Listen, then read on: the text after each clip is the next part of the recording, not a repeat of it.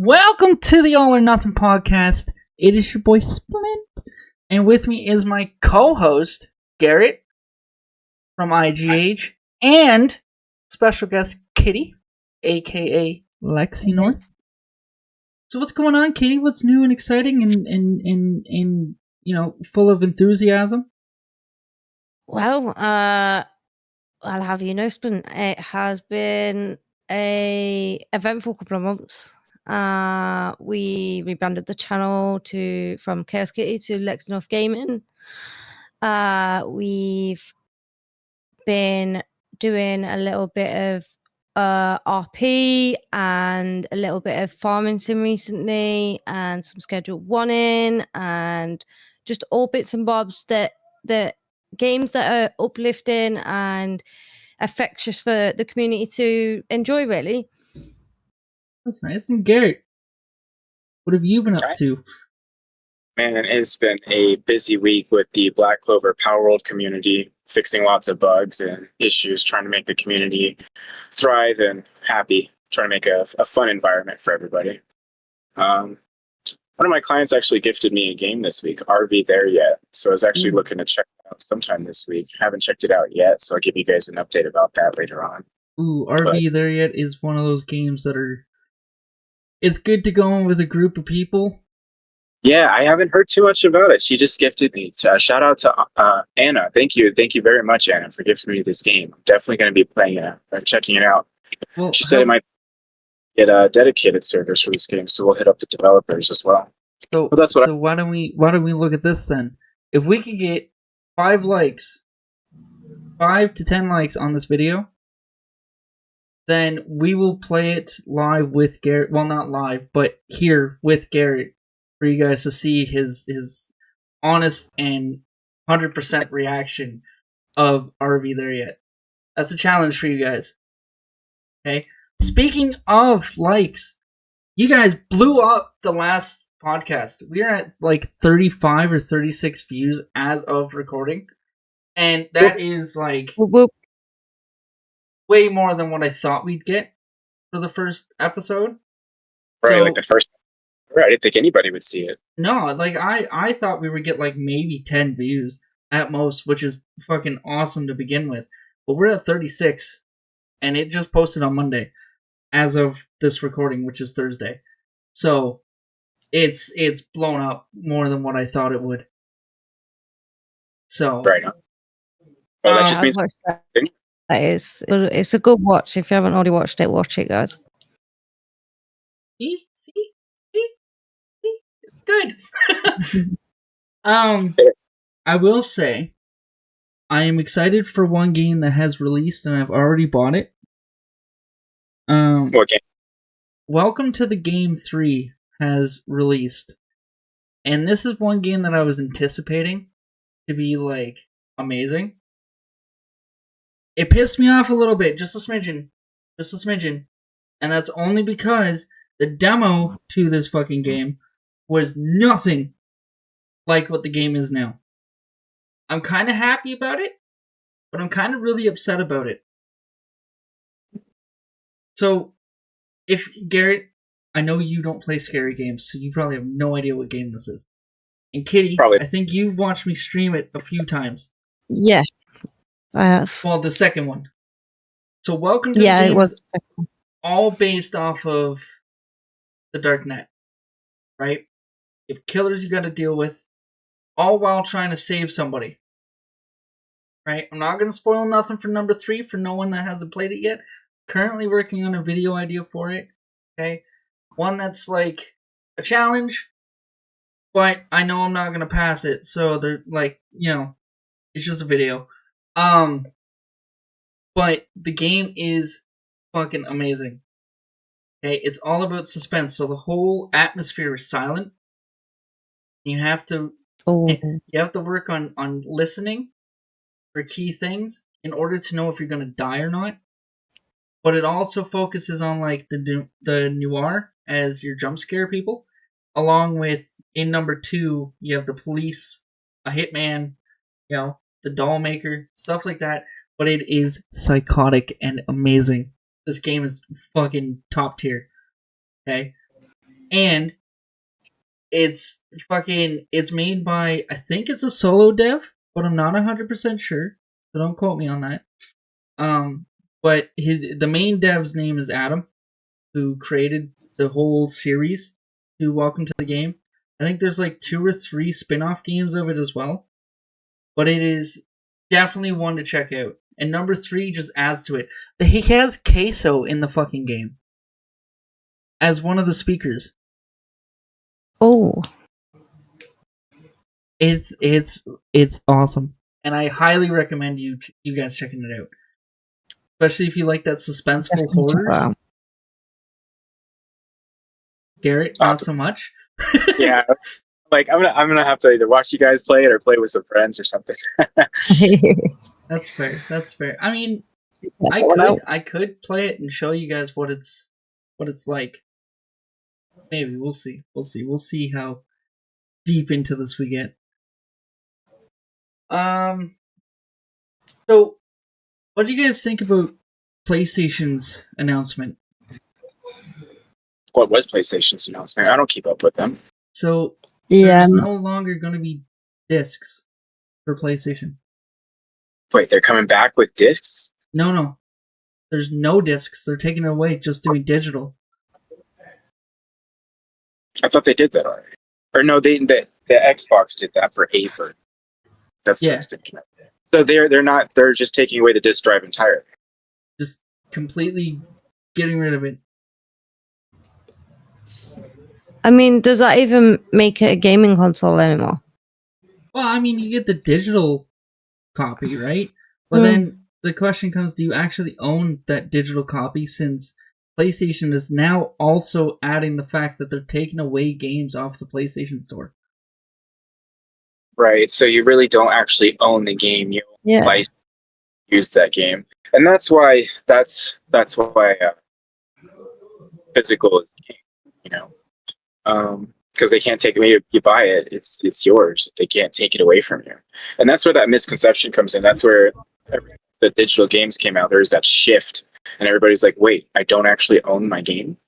So no, I don't like that. I don't like that at all. I think that's very predatory. Again, this is just like the Nintendo thing, but predatory move. And I hope those consoles aren't a grand if you're removing features. So now brings the question, right? So for me, I like physical copy because it's like a collection. I have a collection of shit. You know what I mean? But I've spent $80 to purchase said game, or $90, right? Sometimes even $100, because I've spent $112 on Ghost Recon, Breakpoint, right? I now own a copy of that game. But if I buy it digitally for the same price, I no longer own that copy. Because PlayStation could just turn around and go, nope, that's gone. Yeah. But how is it right that PlayStation can just do that and just take that away from you when you've paid that money out? And surely that there should be a clause in there, like a legally binding clause that say they couldn't do that. But it is Sony we're talking about, guys. Well, and that's just that. It's Sony.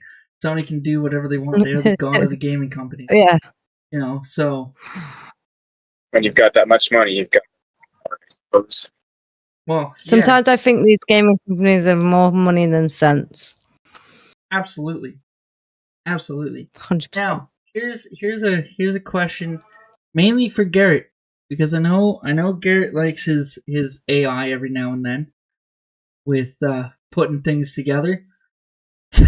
Look at the grin. It's very helpful. So, my question is, right? Do you think using AI to completely make a game is bullshit? Or think that it's useful if you publish it on Steam and make money off of it? Like, by bullshit, you mean just like jump on an AI chatbot and just like say, build me a game and have a game get built? Mm-hmm. With no creative design into it. It's just, this is what I want the game to be. this is how it comes out, and then you post it on Steam for people to purchase. Yeah, I'm gonna call bullshit. As somebody who uses AI to audit work and build better tools to just run systems better, it takes a lot of testing, and things often break. If it does do something right the first time, it'll often break in deployment or under stress, under load. A whole game right off the start, especially from a single prompt, I'm very, very. Now there is a way to do it, I think, and that's from you have to do it in pieces, right? Like you would build an AI agent to handle one aspect. You would have a model creator, a model generator, animators, effect creators. But most of that stuff you'd actually have to get from the store. So either way, there's still a lot of manual work through plug and play with the assets. You might be able to use AI to create the assets, but you're still going to have to put them together. I think we are reaching a point where AI is getting very capable of doing that. You'd have to coach it and direct it. I think it can, if you coach and direct it, but just on a single prompt right away, build me a game. I don't think so. Now, I could be wrong. I'm not an expert. Do you think that game developers should be using AI when putting together their games? I think they should. I think they should be using it to increase their production tenfold, and I think they are actually. I don't think any dev should be using it as the main runner. Like, you don't use it to replace your thinking. You use it to help you create new ideas or solve problems, but at the end of the day, you shouldn't be using it as the main driver of the project. So now, Kitty, here's one for you. Right? Yeah. Would you purchase a game that was 100% made by AI? You being the consumer. No, because at the end of the day, that's not been made with heart and soul. That's just been made by a robot. Now, what if it was mixed with the devs' ideas? With the devs' ideas, possibly, but there'd have to be like a thing to say, like, "Oh, this is where I put this in," and stuff like that. I personally think at this moment in time, the way the world's going, AI is taking over a lot of this stuff, like for GFX artists and stuff like that. Personally, I use AI myself, so I use ChatGPT a lot, which is really good and it's really handy on a day-to-day basis. But for the stuff that you want, I personally would go to like Garrett for a server to help me out, or someone that's going to put their heart and soul into a game, because in little areas of games you see, oh, that's the dev's written this there, or the dev's written that there, to prove that your heart and soul's gone into that game. But obviously with help, yes, I understand that AI might need to come into it sometimes, but personally, I'm not a big fan of AI. All right. And gaming. All right. You have anything you wanna talk on this day or today? No, I just agree with everything that she said. Sorry, I didn't really come prepared with any other topics. So I was kind of gonna fleech off what you guys were doing. Oh, that's fine. I got a list. Yeah, dude. I figured you did. But yeah, no, AI is very capable. It's definitely good as an assist, but not a daily driver. I agree with everything she said. The heart. That's where it's at. AI is not going to have that. Exactly what she said. That human touch, like, it's funny, or what we might find humorous, or what we might stop and actually look at. It knows how to build a game because it knows the structure of the code. Like, it knows how to build files and stuff like that. But it doesn't understand human emotions, human interactions in a way that would appeal to in a AAA quality game. Mm-hmm. So here's a question for both of you. It kind of leans more towards Kitty, but we'll get to why I say that. Grand Theft Auto 6. How excited are you guys for it? I'm excited, but I'm nervous more than anything because I think that with Grand Theft Auto 6 coming out, it is going to kill the FiveM community, which is obviously what I play myself.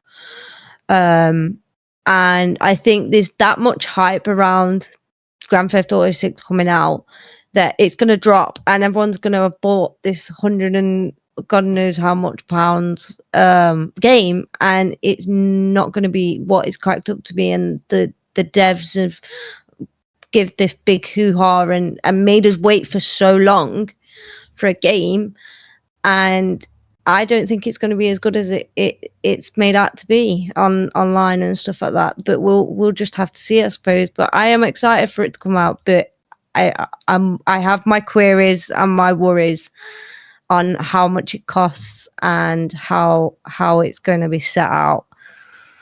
Now, so yeah, but we'll see. I did hear that if you commit a crime in GTA 6, you actually serve time in jail. Like in real life? No. So, yeah, well, yes, but no. So, let's say I went out and I took out an NPC and I got arrested for it, right? And I spent in-game 10 days in jail. Well, now you're spending real-life hours where you can't play the game because you're in jail. But it's that factor of, are they going to add anything to the jail for you to do? Well, what if they don't?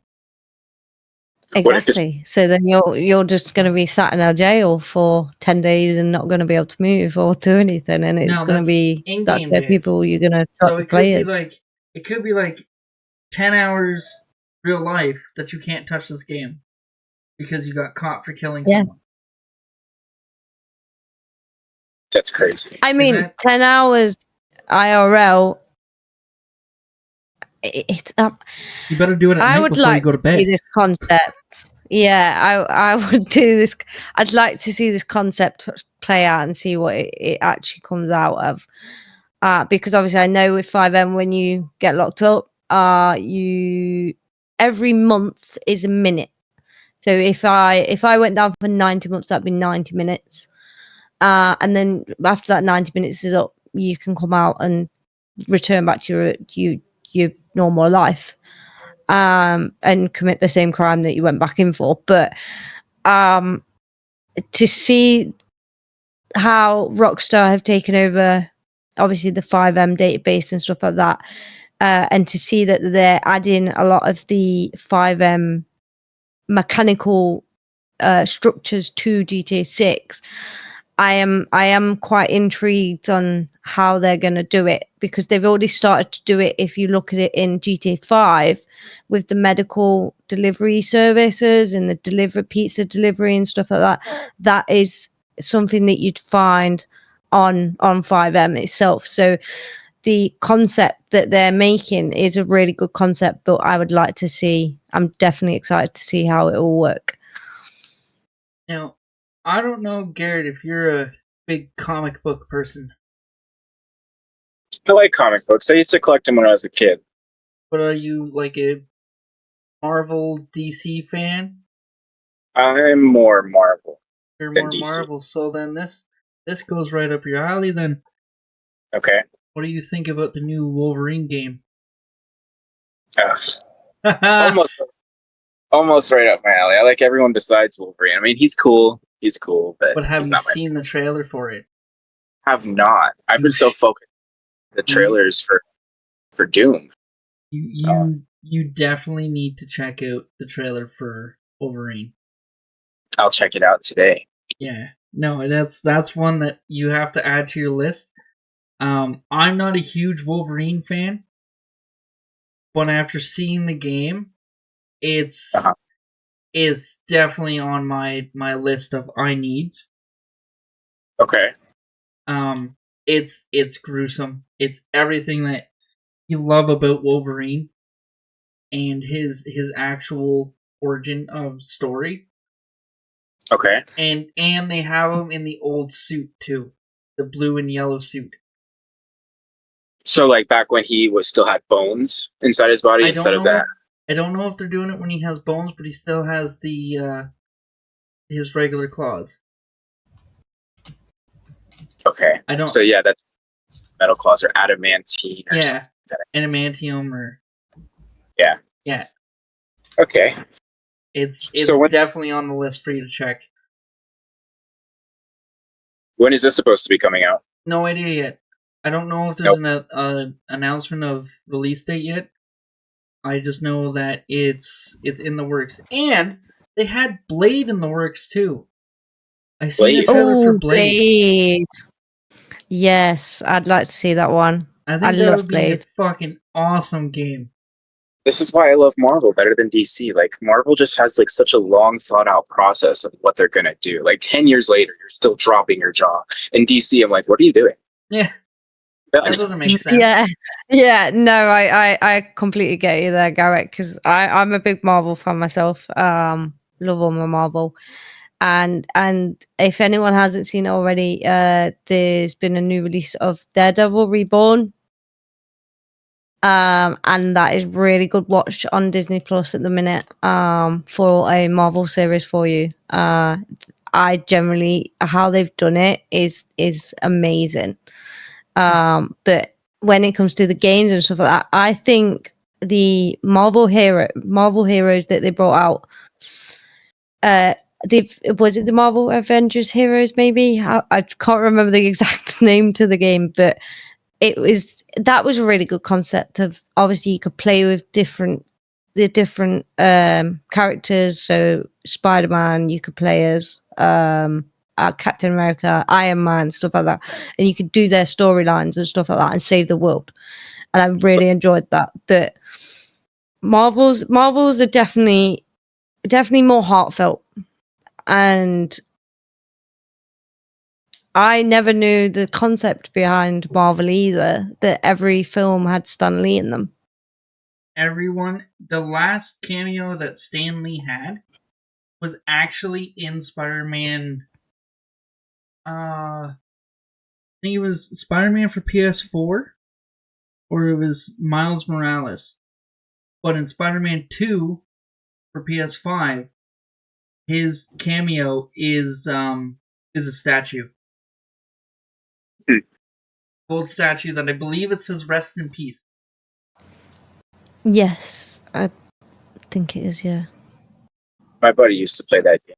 I haven't had a PlayStation 5 yet. I haven't had a PlayStation 4, so I haven't got to try out those new Spider-Man games. My friends are always raving about them. They're awesome. They do so well to sticking to like comic book roots at points, and it's like it's like a nerd orgasm for those games. That's nice. I remember the first Spider-Man game I played was on like PlayStation 1. Oh yeah. Very first one, man. It was PlayStation 2 for myself. Yeah, you young. No, I played every single Spider-Man game to come out. That is my dude. That's my guy. Absolutely love him. So I take that's your favorite? What? Oh yeah, because like I don't know if you can see it, but no, can't. Oh yeah, kind of. I hate green screen. I have Spider-Man tattoos here. Oh, now you can see them. Look, garbage. Hate green screen. Oh, that's sick. I think Doctor favorite. What? Doctor Strange is my favorite. That's hands down. See, for me, it's Iron Man, obviously, as thingy knows, and then I have Mr. Little Man on my shoulder here. I have Groot here. Aw, nice. So Groot and Iron Man are my favorite too. They have more. I love Groot just because of his quick "I am Groot." Like that's the only thing he ever says, and that is the greatest part about him. So, but Iron Man definitely has a special place in my heart too.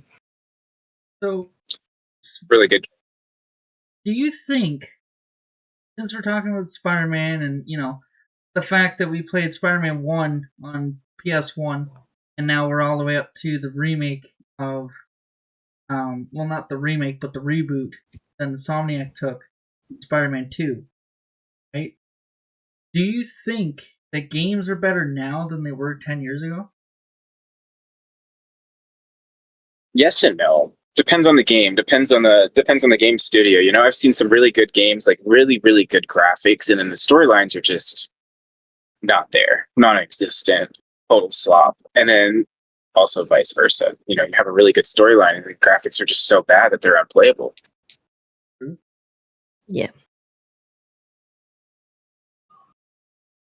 I don't know. I'd have to go with that they're better now. You know, even with the storylines that are just kind of thrown together and like, oh yeah, sure, fuck it. You know, like that's those games. Some of them are really good like that. You're just like not knowing what's gonna happen. Then other times it's like this is garbage. You know, but like you're still in tune with playing the game. You know what I mean? Like, yeah, I see what you're saying there. So what about like live service games? Right? Do you think that those are ruining gaming? What do you mean? Live server like, games? Yeah. So like your servers, right? Do you think... so like dedicated servers. So like they're live. They're always instead of like a like storyline based game. You know, I don't think they're destroying it. I like the new genre. I like the new genre, but it did kind of kill the old genre for me. Like it's hard for me to go back to like let's say Batman or something, which has a really good storyline. And except, hold on, I gotta pause you there. Except for Arkham Knight, I will forever hate Arkham Knight. Arkham Knight 100% killed the Batman franchise. You think so? Absolutely. Rocksteady messed up big time with Arkham Knight. You drive around in a fucking tank, shooting tanks. That's it. That's the Batmobile. It's just a tank. Sounds like World of Tanks. Basically, you have Batman Origins that did so well with a Deathstroke versus Batman fight, and then you get to Arkham Knight and you go to fight Deathstroke, and you have to take it as tank. And then when you think you're about to hand-to-hand combat this guy, no, you fly out and you punch each other in the face and he goes down. Like a little cutscene, kind of. Yeah. Yeah. Garbage. Terrible. Fucking shit. No, there's the I forget which one it was because it's been so long. But one of the ones on the Xbox 360, one of the OG ones, it had a great storyline. Like you actually had to stop and think about what you were doing, plan your shit out. Really good. But you know, at the same time, those dedicated servers, they offer a different type of play style. Like games like Ark and Power World, especially Power World PvP servers. And even Rust, you know, it's such a rush of adrenaline to get on and just raid a base sometimes, or just defend from a raid. Like let's say you build up a really nice base and then you're on and somebody just pulls up and they're like, you know what, I'm going to break in, and you actually manage to deter them. Like it's a really rewarding adrenaline rush that you don't get in those single player games, those storyline games. But you know, you sacrifice the lack of storyline. Like I don't even know the storyline of Ark. Like apparently there's a storyline of Ark, but I don't know what it is. I go out and hit rocks and then I hit people. Caveman behavior. I've never known there was a storyline to Rust either. I've played Rust quite a bit, but I never knew there was a storyline. No, Thank you. I'm gonna have to look into that one. No, Ark, not Rust. Oh, I thought you said Rust. Sorry. Yeah, but no, Rust is like another type of game that's like that, like the open world survival, build and defend it. So, what do you think? If those dedicated server games are destroying it? You're not gonna like my answer. So, no, like I don't think dedicated servers are like ruining gaming. I'd much prefer to have a dedicated server for a game that has a storyline towards it. 100%. Right? In Shroud. Kind of, no, because that's still like, it's still like Icarus. In a way. You know what I mean? Like, you still gotta go out, you gotta break down trees, and you have to... Survival, too. Yeah. That game. Right? So, but like, okay, picture Splinter Cell. Right? Picture a Splinter Cell game with a dedicated server. Your storyline is you're trapped in the woods, hypothetically, right? You got lost from your crew in the woods, right? Now, on the server, there's other agents that can take you out, but your job is to stay tactical and finish your mission that you were supposed to have, right? Which is go to this place, take so-and-so out, move to the extraction, right? You can team up with others that are within the server, that are part of the other agency, or you have the PvP aspect of, fuck you, don't take my kill, take him out. You know what I mean? I would like to see stuff like that. But for me, right, at that point I just may as well stick to the old style of gaming with Splinter Cell. So in a way, I kind of don't like the way that dedicated servers are only sticking towards survival games, like Icarus, Rust, Enshrouded, stuff like that. I like to see them bring in other type of genres that aren't survivals. Right. You know what I mean? So for the survival aspect, it's great because I can get on with friends and stuff like that. Reach out to you, get a server. If you use Mint 50, you get 50% off, by the way. Just saying. And then, you could bring your friends in. I could leave because time zones, right? I can leave. They can still play. And then when I come on the next day, it's like I never left. You know what I mean? I like that. Yeah. So basically what you're for is like a dedicated server that's more focused on a single player experience, but still allows multiplayer connections. I think that's a hard one. I don't think it exists yet. I don't think so, but game developers, fucking, I got ideas. Like, you know what I mean? So do you think I'm gonna hit you with two questions that kinda go together. Do you think that every game should have crossplay? And do you think that every game should be released on PC as well as console? With keeping in mind that Xbox has now opened all up their library to the point that PlayStation's getting Halo. And I think it was PlayStation opened up to Xbox for a few games, but both have also opened up to give PC gamers games as well. Like, we can have Spider-Man on PC now. We can have God of War on PC now. We have Xbox Game Pass for PC. Right? So do you think that every game should just ultimately go to console and PC now? Or do you think that they should still have their own, like, dedicated games? Well, I mean, if you think about it, UFC is one of them games that isn't on PC but is on console. Hmm. That is the one game I'd like to play myself personally, and I can't because it's on console and not on PC.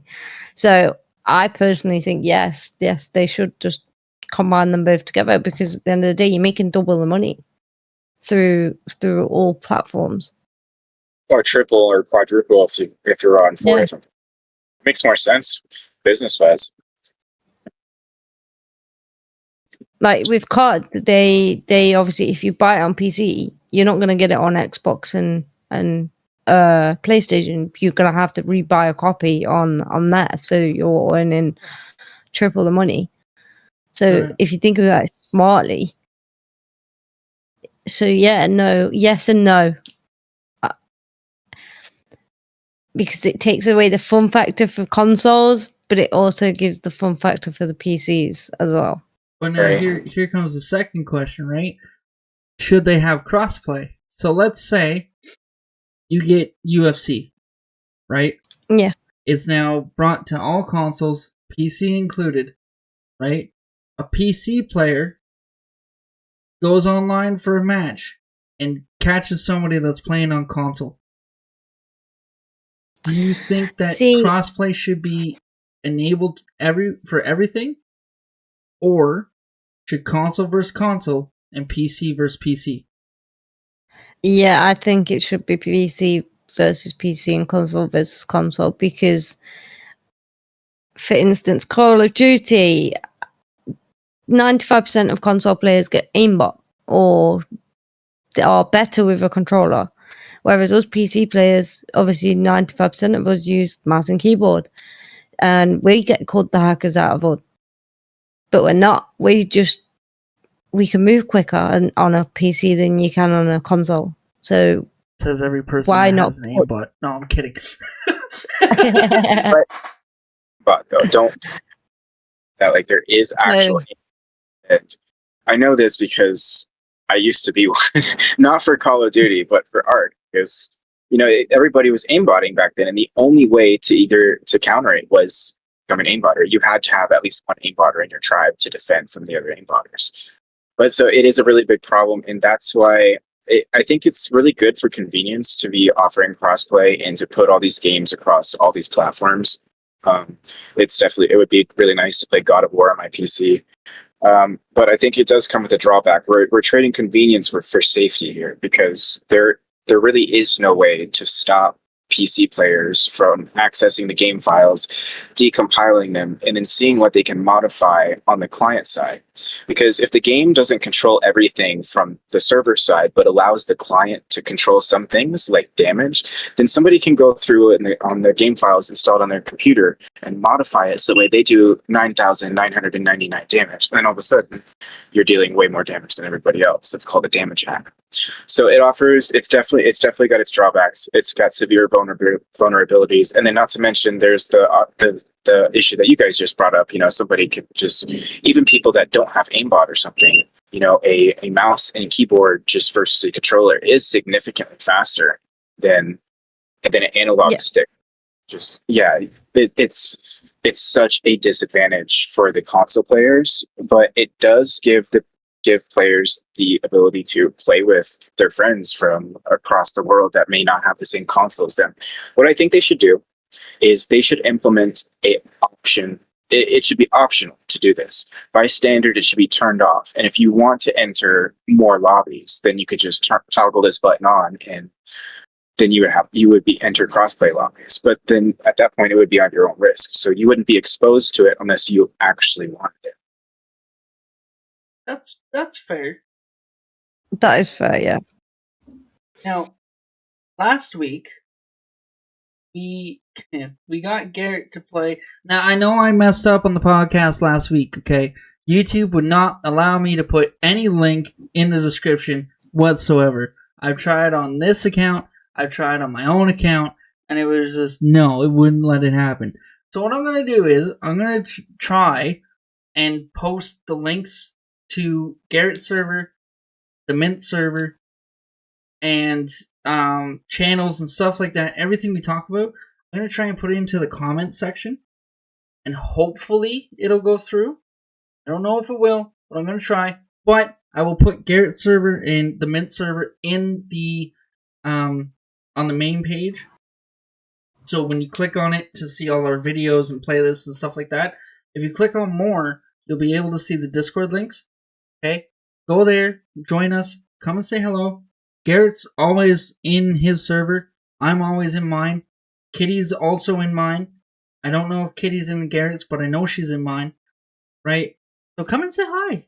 And don't forget, if you get a server off of Garrett, it's Mint 50, all caps, for 50% off. And I think that's for like 2, right? Or did I only set it up for the first month? But if not, we'll give it to you for 2 months. It's 50% off the first 2 months. There, even gooder. Look at that, guys. for the first 2 months.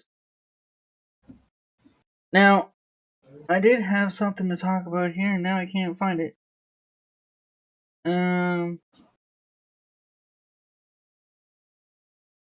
Oh, it was the most anticipated horror games that you guys are looking forward to. Garrett, I know that you're not into horror. I did have creepypastas, and that's where I was kind of trying to lead into with you playing creepypasta last week, and me forgetting to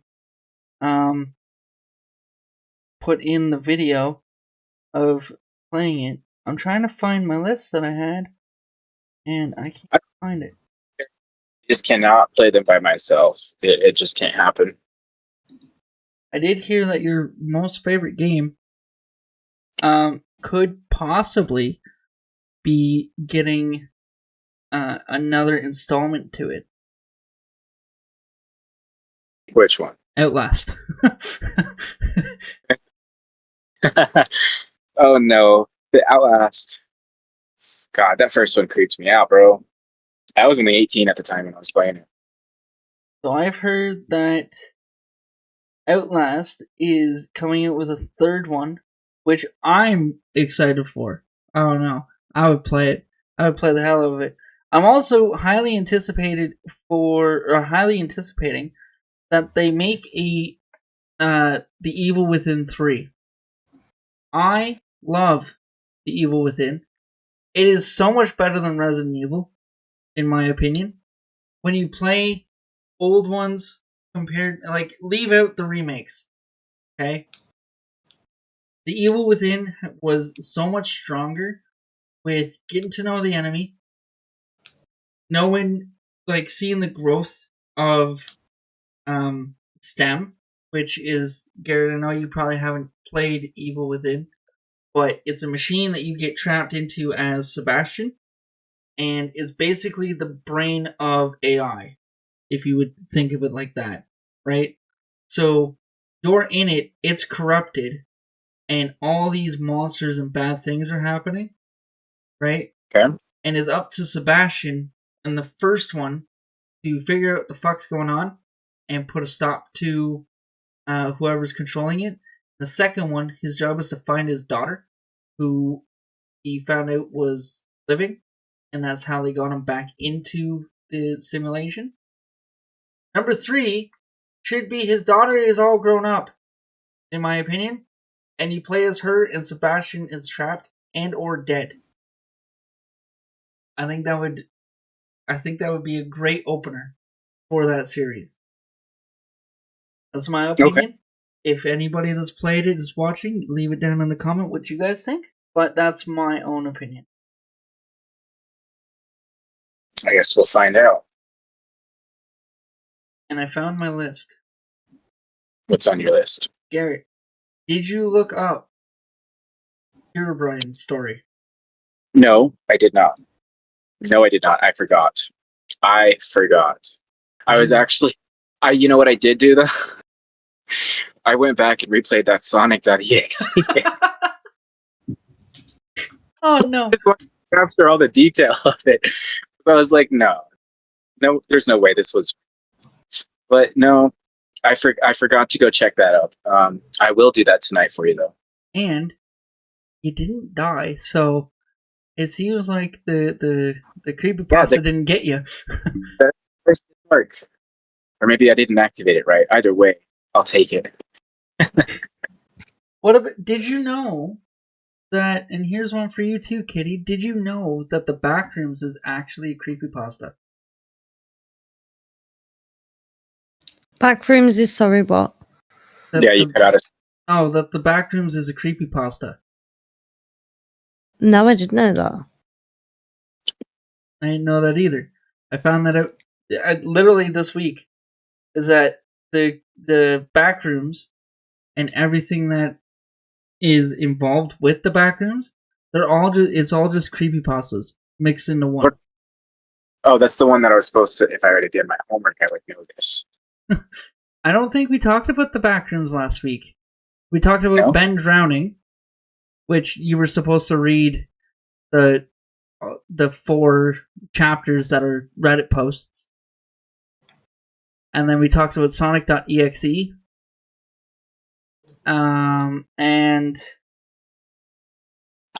I think that was it.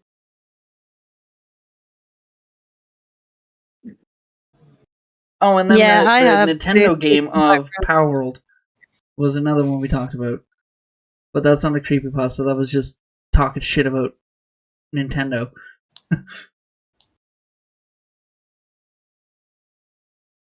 Yeah, fuck Nintendo.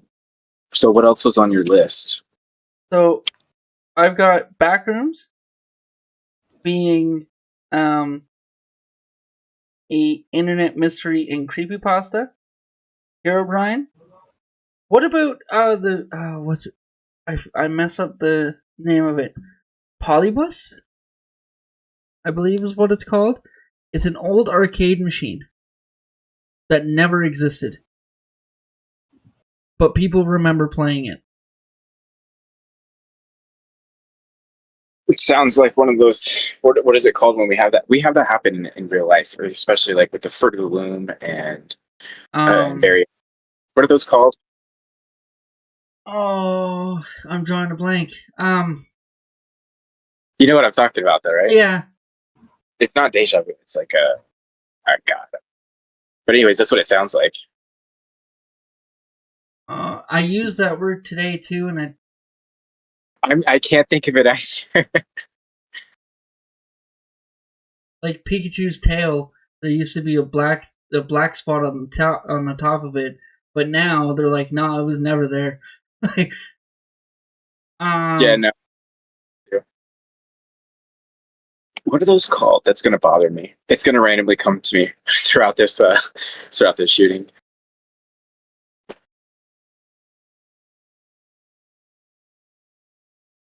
Here, kitty. Here's a question for you while Garrett's trying to figure out what that word is. So, which popular game do you dislike the most that you've played? At this moment in time, Call of Duty Black Ops 7. And you know me, I'm a die-hard COD girl, but I don't know what happened over the last, I'm going to call it 4 months, but before I obviously had my surgery and stuff like that, I used to play it quite a bit, and I used to enjoy it quite a bit, but now it's like it takes you nearly 6 hours to load into a lobby, and then when you get into the lobby, it's just you getting absolutely annihilated from every which direction going. The community of Black Ops 7 at the minute seems to have died down quite quickly, and I don't know whether it's because of MW4 coming or whether it's just Battlefield 6 is taking all the process, because I did dabble in a bit of Battlefield 6 as well, but Black Ops 7 at the minute has got to be my worst favorite game. That's fair. What about you, Garrett? Besides Power World, that's why I stopped for a second. I was like, let me think. Honestly, I'd say World of Warcraft, just because they shut down some of my favorite private servers, Turtle WoW, and they're going after Ascension. But that's their right to do so, so I can't be too mad at them for that. But my second runner-up would be Call of Duty, because ever since they introduced that dive bomb bullshit, like the omnidirectional bullshit, yeah. It's just gotten too much. You know, my glory days were back in Modern Warfare 2, like the OG Modern Warfare 2, before the hacked lobbies, before people learned how to hack their consoles with the intervention sniper rifle, quick scoping people. Those were the good days, man. So I don't know. I wish they'd bring back the nostalgia, bring back how it used to be before all the upgrades, all the new features, or at least have a game mode like that. So Call of Duty's on my shit list. That's fair. Call of Duty's always on my shit list, but I can't add it to mine. Which popular game that I dislike has got to be Cyberpunk. Why? Well, see, when I played Cyberpunk, I played it before the fixes came, when it was still broken. That game caused me nightmares. Okay? I remember being, what was his name? What was Kino? Johnny? Was that his? Yeah, Johnny Silverhand, right? Anyways, you're shooting things in the helicopter. There's a part where you would shoot all the turrets, but one turret wouldn't break. You had to delete your save, reinstall the game, and play it again to get past that part. I beat this game before the patches came out. So I put that on my shit list 110%. I've never picked the game back up after I beat it. I've never looked at it. I've never wanted to play it again. Well, I wouldn't either if I had to delete my entire save and go through it just to fix a bug. And that was within the first 10 minutes of the game. So, no thank you. Yeah. I heard a lot about Cyberpunk being buggy and stuff. It was bad. It was so bad. It was so bad. So, now, speaking of, popular games, right? Do you guys trust the reviews that people put on them? Like IGN, for instance. You know how they give the score at the end of the video? Do you trust them? Yeah. And I use IGN specifically because you got a game like Cyberpunk, right? And you get a game like Call of Duty. Yeah. The reason I choose IGN is because every Call of Duty they give a really high score for. It's the same fucking game. Every time around. But they always give it a high score. But a game that takes hours in developing, that doesn't copy from their old stuff, they always give a low score.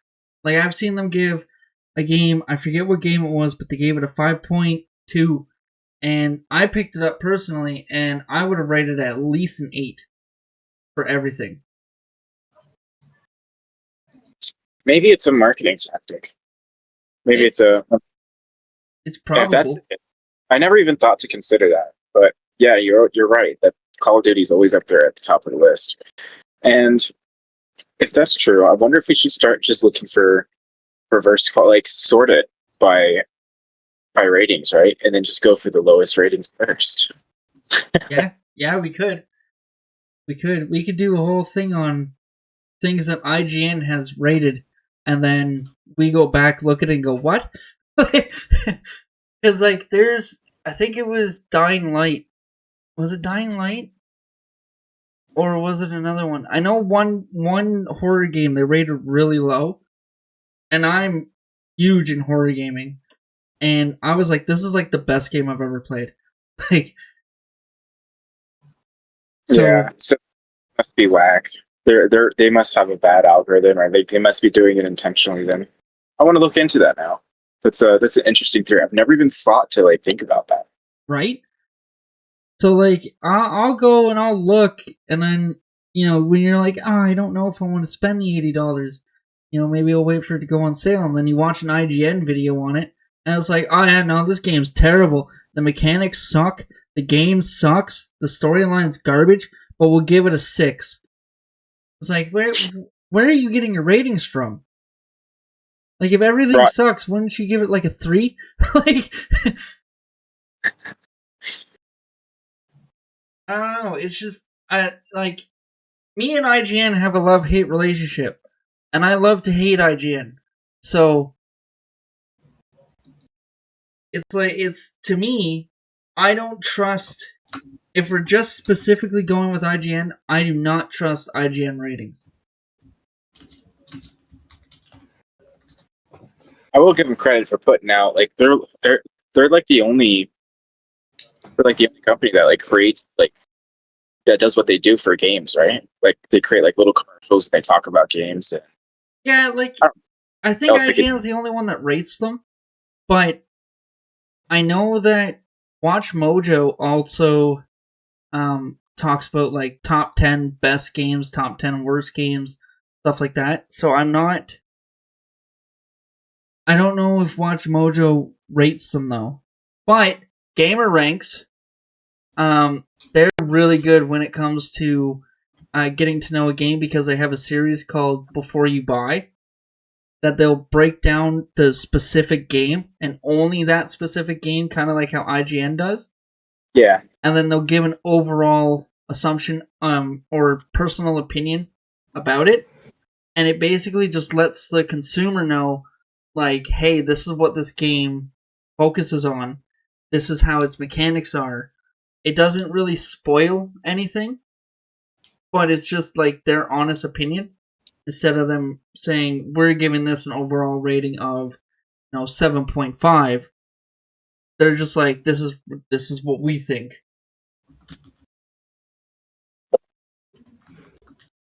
I'll have to check that out then, because I'm always looking at reviews before games, because, exactly what you said.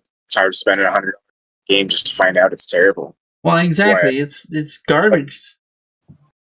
Money's too hard to come by, let alone to just give it away to garbage. To just throw it away. Like, here you go. No.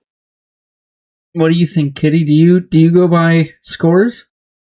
I don't. If I'm getting a game and someone says it's like -1 star or whatever, I'm not bothered. I'm gonna play it to see if I like it for myself personally. For instance, like a lot of people probably didn't like Schedule 1, but I absolutely adored it and played it for hours on end. Same with a couple of other games that I've played in my time. Like some people have gone, oh no, they're really bad games, but then I've played them and been like, well, I don't see what was wrong with the game. It was really good. So it's a hit and miss, but I don't go off reviews. That's a sure fact, because people have their own opinions and their own views and feelings and thoughts. So that's fair. Now, before we go for a little break, let's play a quick little game here. Garrett. Yeah. Keep one, remove one. So I'm going to give you some games, and you're going to keep the title or remove the title. Okay? Okay. Power World or Pokemon? So, what one would you keep, and what one would you remove? Remove Pokemon, keep Power World. Yeah, because fuck Nintendo. Asked me 10 years ago, my answer would have been Pokemon, because I'm a diehard Pokemon fan. Like, I love Pokemon Ruby, Emerald, Sapphire, Red, Leaf Green. Like, those were the ones I grew up playing. But when you just screw over your fan base consistently, and we're almost, I'm almost 30 years old now. So, like, I've been playing this since I was, like, 12. That's such a long time to be a dedicated fan. And for you to just continuously push out slop, I don't know. Goodbye. There's a new king here. I don't think you're getting a dedicated server with Nintendo. I'm just saying, not after that statement. I'm sorry. I don't want it. Kitty. Power World or Pokemon?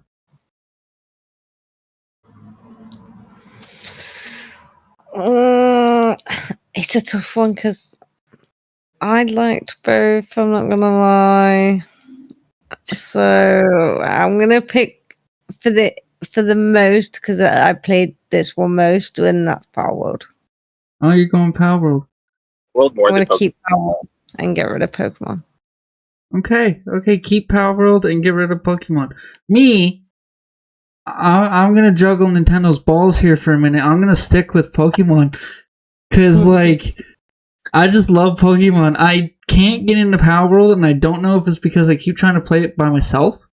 Have you tried since the new update? Since the new 1.0 update, like, I want to play.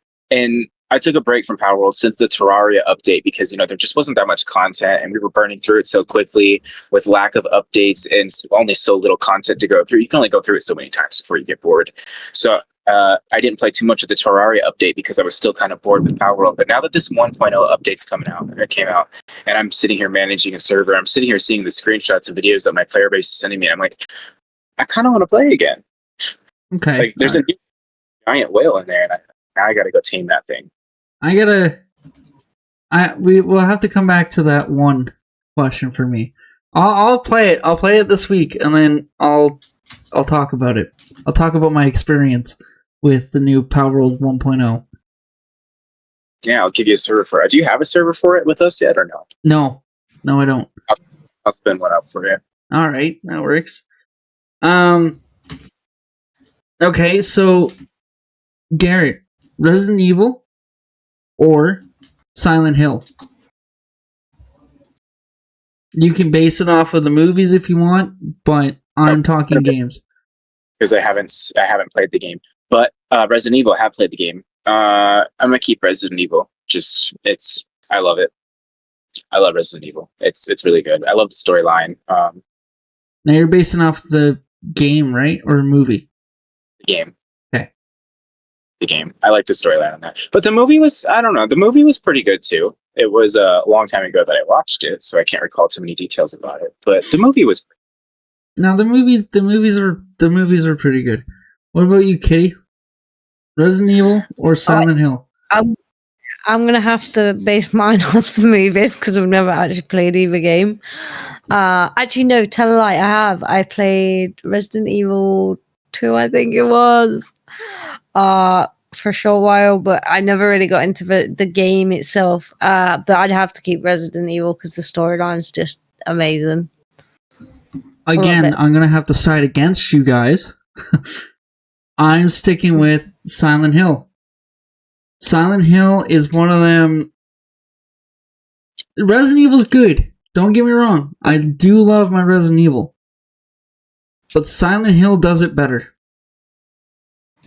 You have the fog, you have the atmosphere, you have the feeling of,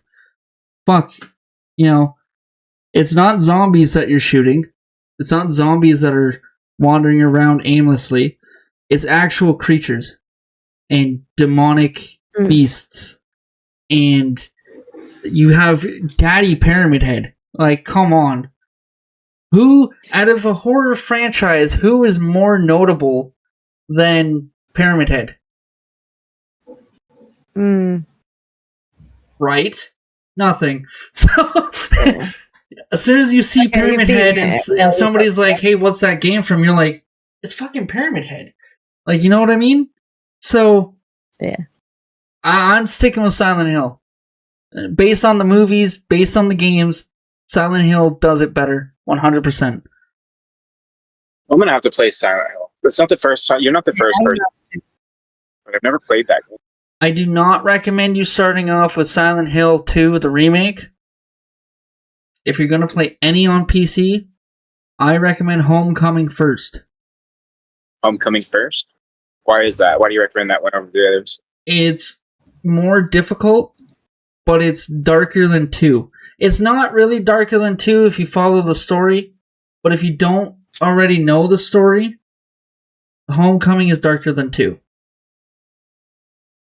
And if you like the darkness out of 2, or out of Homecoming, you'll really enjoy the darkness out of 2. Because what happens at the start of 2 goes with the ending of 2. And it's like a loop, but you'll understand once you play it. Okay. I'm definitely going to check out Silent Hill. Because I love Resident Evil. And I didn't think Resident Evil was scary. But I did always play it with my brother, so was never alone playing. But yeah. One last one. Call of Duty or Battlefield? Let's draw the fucking line, guys. That's a hard one. Oh, that is a hard one now because I've played Battlefield 6 and I really like Battlefield 6. Oh. Do you want me to start? What you guys think? Yeah, why don't you run this one? All right. I'm keeping Battlefield 6 fuck Call of Duty. I hate Call of Duty. If I could go back in time, I would make sure that they stop publishing after Black Ops 2. Yeah. That's fair. Black Ops 2, Modern Warfare 3 days. I would stop there. At most, I would allow them to put out Cold War. But that would be the end. That would stop Call of Duty right there. No Advanced Warfare. None of this jetpacks and wall running. Right? Yeah. Just end it there. Battlefield 6 is so much better Battlefield has always been better than Call of Duty. Always. See, I thought that too. I did think that, but I never knew that. Like, the last all right. Battlefield I played 2. And so how much better is 6 than 2? Oh, man. Oh, Battlefield 6, there's no comparison to any... no. It's so much better. Put it this way, Garrett. Yeah. You're... Think of Battlefield 6 as Battlefield Bad Company. If you've played that. Yeah, BC2. Bad Company 2. Yeah. So it's basically the exact same, except you're not, the convicts or whatever. It's just the play style of it and the love for Battlefield. You can definitely see that the inspiration came from BC2. Okay. It is fucking phenomenal. They flopped. Now, don't get me wrong. They flopped when it came to, what was it, 2044 or whatever it was, right? That one was garbage. I'm not gonna lie. That one was trash. But they came back. Hardline was not a fan favorite either, and I know that. I enjoyed Hardline. I just didn't enjoy the story. But Battlefield 6 came out swinging.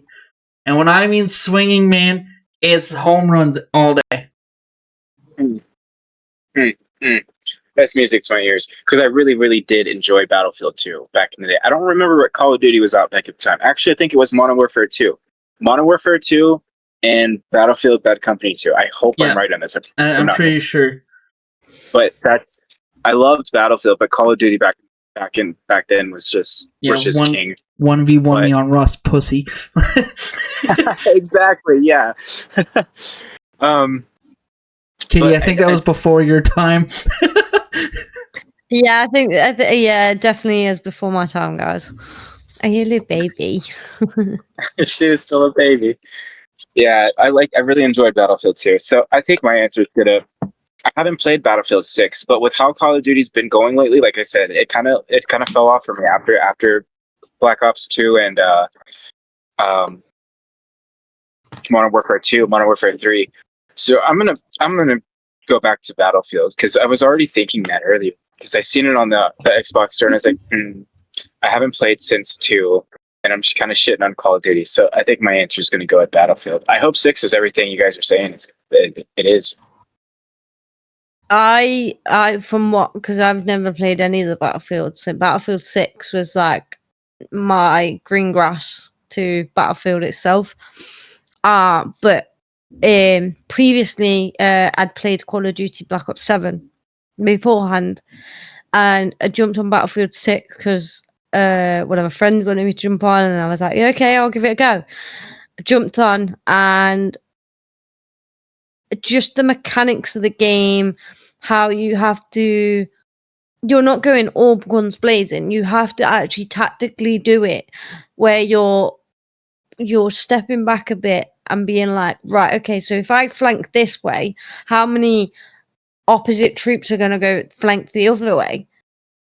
And that's what I like about the concept of the game and stuff like that. It's just so much better than Call of Duty, and I'm gonna say Battlefield 6, Battlefield as well on that one. I'm gonna keep that one and chuck out Call of Duty, which is a big thing for me to say right there. Well, we got one that we all agree on. Yeah, that is very true. That is very true.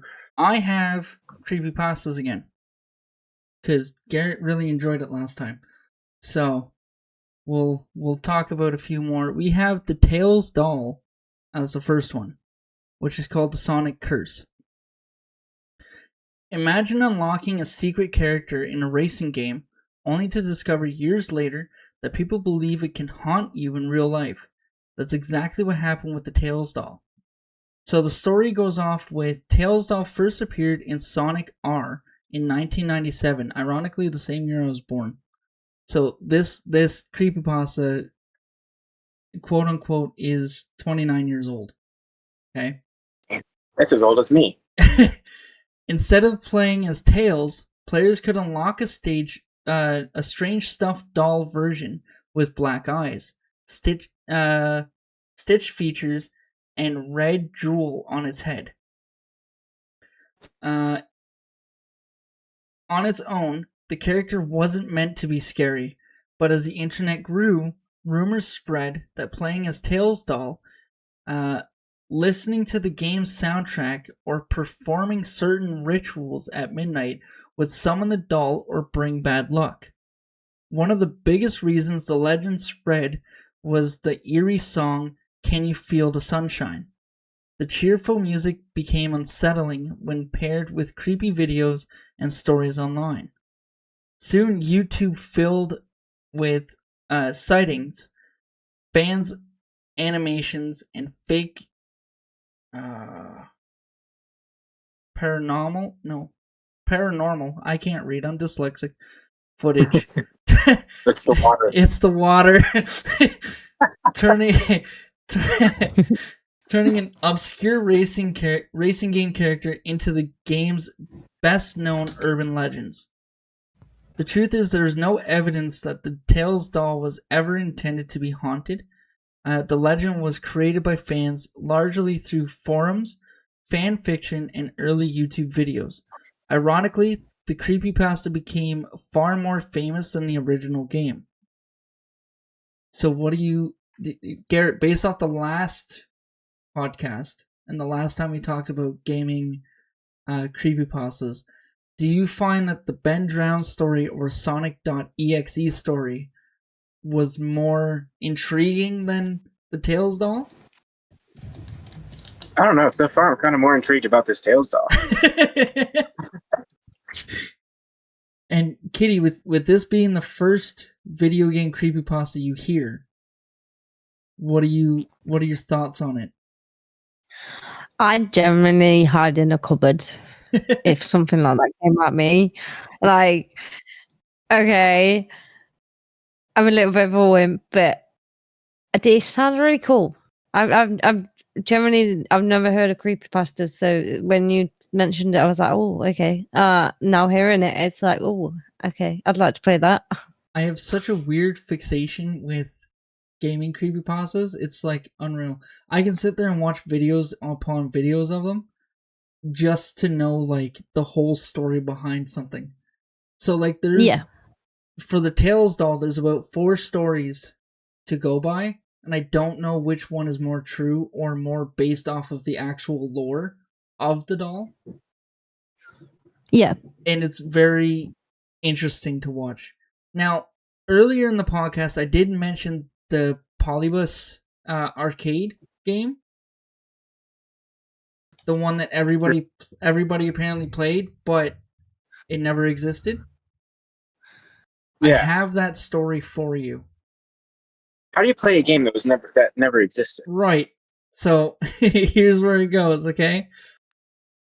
One arcade machine was so dangerous that it wasn't built to entertain, but to experiment on people. According to the legend, a mysterious arcade cabinet called Polybus appeared in Portland, Oregon in the early 1980s.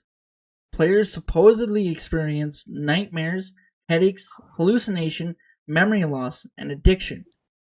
The story claims that men in black suits regularly visited the machines, not to repair them, but to collect secret data from them. Then, just as suddenly as they appeared, the machines vanished. No photos, no manuals, no confirmed owners, only rumors. The truth of this, despite decades of searching, no verified Polybus machine has ever been found. Many historians think the myth combines real events such as government paranoia during the Cold War and reports of players becoming obsessed with arcade games, into one unforgettable legend. So the arcade machine was never a thing. It's a confusing. Yeah. Now, the deeper you look into it, you see more of it not existing and it not being real. But on the other hand of it, do you think that maybe it was real? Maybe not the name, but the government looking into like gamers and stuff like that and collecting data off of them? I mean, that's not so far fetched. The government does a lot. I mean, they got flock cameras now. If it's data and surveillance, they love that shit. So I don't see why not. So here's a very good question that I'll get you both to answer. If someone built the machine, the Polybus machine, would you guys play it? I don't think so. Yeah. Why do you say not, Garrett? I'd be too scared. Too scared. Okay, but what if you didn't know?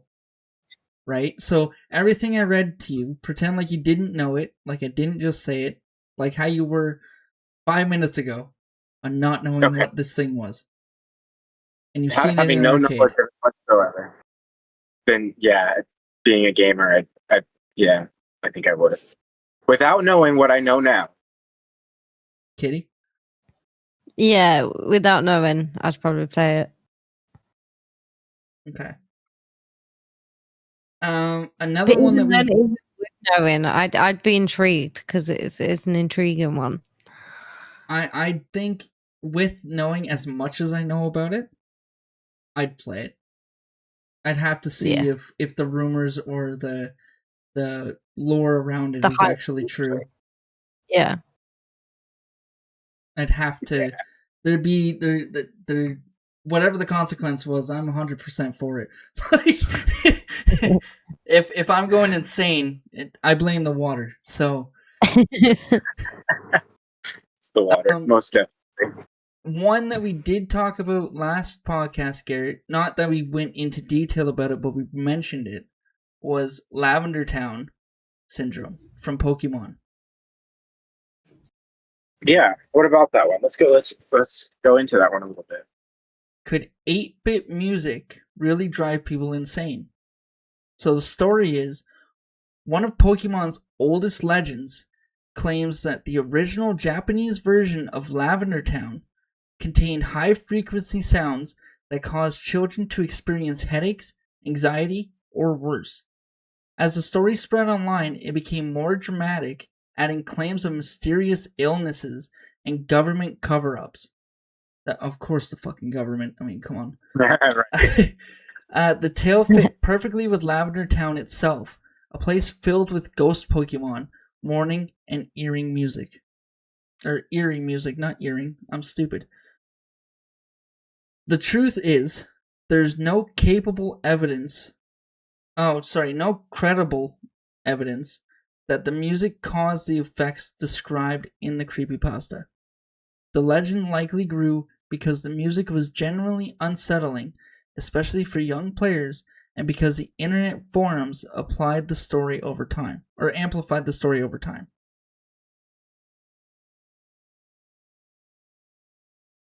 So, do you think that, like, music in gaming at a specific frequency could cause, like, shit to kind of go sideways? I think music definitely has influence and power. Most definitely. Yeah, I'm sorry. If you're walking down a hall and like this like really eerie music starts playing, like I'd get anxiety full force. Yeah, your skin would crawl. You'd get goosebumps. Yeah, no. I'm getting goosebumps just thinking about it. But yeah, I definitely think music could have a play in that. Maybe.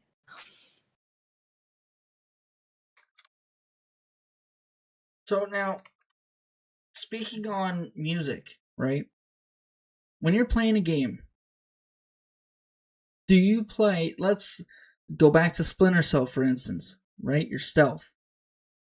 Do you leave the music on in-game, or do you shut it all the way off? I gotta leave it on. I gotta know what's happening, even if it's bad. I'd rather know something's coming than not know what's coming. And the sound is a dead giveaway. Footsteps, dramatic music. Oh, no. I'm not saying the sound. I'm just saying the music itself. So, like, the dramatic music. So, like, you'd still hear the footsteps or, people talking. But do you treat it like a real-life situation? Like, you're about to go shoot someone. You're not going to hear fucking My Little Pony start playing in the background. Like, you know what I mean?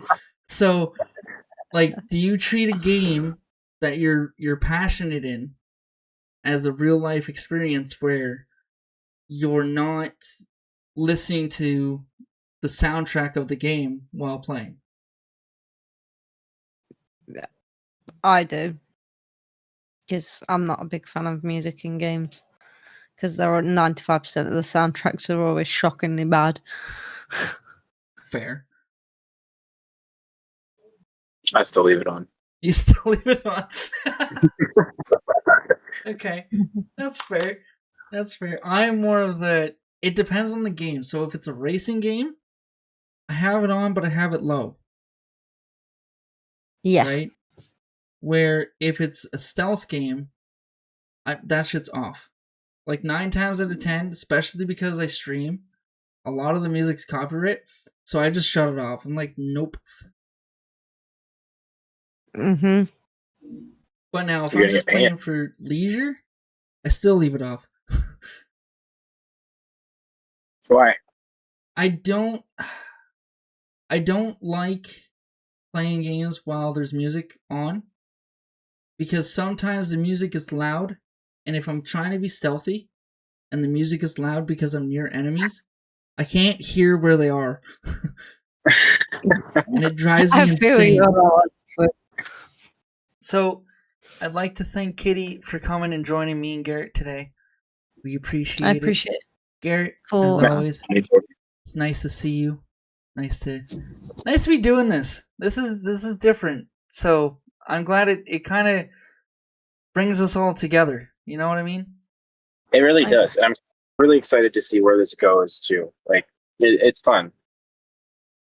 And Kitty, it's always a pleasure hanging out with you. And of course. We will see you guys in the next one. Don't forget, use promo code MINT50 for 50% off for first 2 months on IGH, and I will drop the link somewhere for it. I'll just figure out where, and then I'll leave a little message as to where it is. Maybe I'll leave it hidden somewhere in the video or something. I don't know. Yeah, dude, just drop a little video link at the bottom of the video. And don't forget, if we get 5 to 10 likes, we will show Garrett playing RV There Yet for one of the podcasts while we talk shit. Right? Don't forget to like, comment, and subscribe. And we'll see you guys in the next one. Later! Bye. See ya.